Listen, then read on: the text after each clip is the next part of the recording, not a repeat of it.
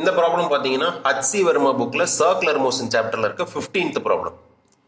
A simple pendulum having a bob of mass m is suspended from the ceiling of a car used in a stunt film shooting.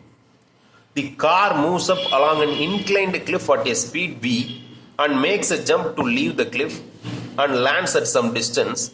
Let r be the maximum height of the car from the top of the cliff. The tension in the string when the car is in air is. என்ன கொடுத்துருக்காங்க, ஒரு car இருக்கு, அந்த காரோட சீலிங்ல ஒரு simple பெண்டுலமை suspend பண்ணியிருக்காங்க.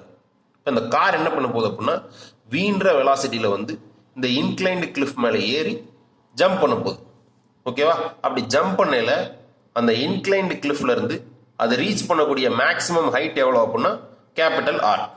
இப்போ இதெல்லாம் கொடுத்துருக்காங்க. என்ன கேட்குறாங்க அப்படின்னா இந்த கார் ஏர்ல இருக்கும்போது அந்த சிம்பிள் பெண்டலம்ல ஸ்ட்ரிங் இருக்கும் இல்லையா, அந்த ஸ்ட்ரிங்ல இருக்கக்கூடிய டென்ஷன் எவ்வளவு அப்படின்றதா கொஸ்டின். ஓகேவா? இந்த ப்ராப்ளம் ஈஸியா எப்படி சால்வ் பண்றோம் அப்படின்னா இப்போ ஏர்ல இருக்கு, இப்போ நியூட்டன் செகண்ட் லா ஆஃப் மோஷனை கொண்டு வரும். ஓகேவா? Newton second law of motion என்னது? Summation of F vector equal to M A vector.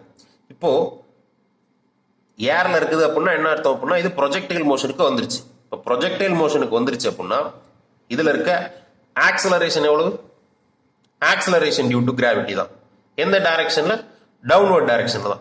அப்போ நம்ம net downward force equal to M into ஜின்னு எழுதிக்கலாம். இப்போ நெட் டவுன்வர்ட் ஃபோர்ஸ் அப்படின்னா என்ன பண்ணிக்கணும் அப்படின்னா டவுன்வர்ட் ஃபோர்ஸை பாசிட்டிவ்னு அப்வர்ட் ஃபோர்ஸை நெகட்டிவ்னு எடுத்து. இப்போ அந்த மாஸ்ல டவுன்வர்ட் ஃபோர்ஸ் என்னது? எம்ஜி, ஏன்னா வெயிட் டவுன்வர்ட் டைரக்ஷன்ல ஆக்ட் ஆகிட்டு.